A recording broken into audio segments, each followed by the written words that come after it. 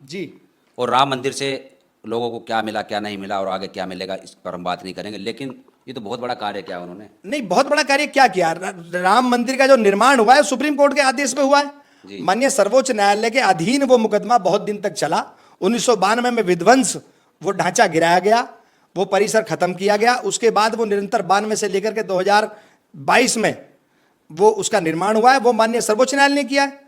उसमें अपनी वोट बनाने के लिए, धर्म विशेष को खुश करने के लिए इसमें कौन सा बड़ा तीर चला दिया, ये बताइए आप मुझे। एक तरफ तो आप कह रहे हैं कि सर्वोच्च न्यायालय ने किया, हम किसी दूसरे धर्म को साधने का काम भी तो ये करते हैं हमेशा। जी। जब कोई दूसरे धर्म का लोग जब किसी out of country, Arab country या मुस्लिम देश में कहीं जाते हैं माननीय प्रधानमंत्री जी, तो वो वहां संविधान की कसम खाते हैं, महात्मा बुद्ध की कसम खाते हैं। उनके संविधान के द्वारा बनाए गए, बाबा साहब भीमराव अम्बेडकर के संविधान के द्वारा चलने वाले अपने आप को सबसे बड़े भारत के महापुरुष साबित करते हैं। जी। और जब दूसरे विशेष धर्म की बात आती है तो ये कहते हैं कि हमने तो किया नहीं ये काम, ये तो माननीय सर्वोच्च न्यायालय ने किया है। और भारत में आके आप पलटवार करते हैं। भारत में आके आप कह देते हैं कि ये तो भारतीय जनता पार्टी की देन है कि जो मंदिर का निर्माण हो गया। तो एक लीग तो पकड़ो। धर्म साधने के लिए या वोट की राजनीति करने के लिए जनता को कब तक बेवकूफ बनाया जाएगा, आप बताइए। जनता भी समझदार है। 21 सेंचुरी में हम लोग जीवन यापन कर रहे हैं।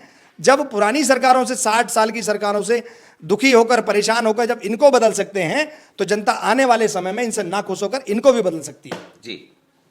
कुल मिलाकर जितेंद्र शर्मा जी ने जो बातें बताई बहुत ही गंभीर है।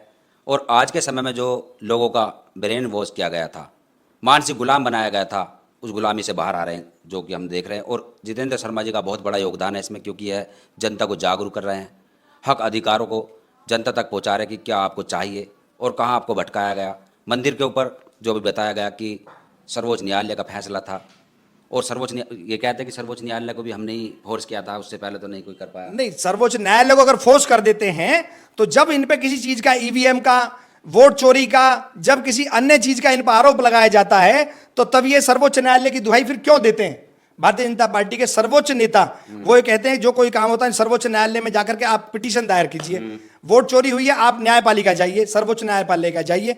तो जब सर्वोच्च न्यायालय का ये अपने आप को कहते हैं कि उनका हवाला दे करके कि हमने नहीं किया, हमारा इसमें योगदान है, तो सर्वोच्च न्यायालय आपके अधीन है। इस बात को कहिए आप खड़े होकर के। जी। जो जनता आप पर आरोप लगाती है कि जैसे आम जनमानस कह देता है कभी कभी गलतियों के द्वारा कि सर्वोच्च न्यायालय भी इनके अधीन है, अदालतें भी इनके अधीन हो गई हैं, तो इसका मतलब आप जो सत्यापित कर रहे हैं पब्लिक की बात को, तो वो आप सत्यापित कर रहे हैं खड़े होकर के मंच में। जब सर्वोच्च न्यायालय को आप कहते हैं हमने फोर्स किया, जब मंदिर बना, आपको वकील थोड़ी थे वहां। भारतीय जनता पार्टी को पार्टी थोड़ी है, कोई सर्वोच्च न्यायालय में कोई डिग्री होल्डर थोड़ी है वकील कि किसी व्यक्ति विशेष का नाम है ये बीजेपी और इसका वकील है ये। क्योंकि जो जज थे जिन्होंने फैसला सुनाया था, वह जज रिटायर्ड के बाद तुरंत ही बीजेपी के महकमे में चले गए। सदस्यता ग्रहण करा दी इन लोगों ने। सर्वोच्च न्यायालय के न्यायाधीशों को जब भाजपा ज्वाइन करा ली, या किसी आरती पूजन में सर्वोच्च न्यायालय के न्यायाधीश महोदय मोदी जी के साथ आरती करवाते खड़े नजर आएंगे, तो भारत की जनता तरह तरह के आरोप और प्रत्यारोप उन पुराने सरकारों पर लगाती रही है, इन पर भी लगाती रहेगी। ये तो इनका कर्तव्य है कि ये निष्पक्ष काम करें। हर जाति, हर धर्म, हर व्यक्ति 140 करोड़ जनता के प्रधानमंत्री है, ना कि भारतीय जनता पार्टी के प्रधानमंत्री है।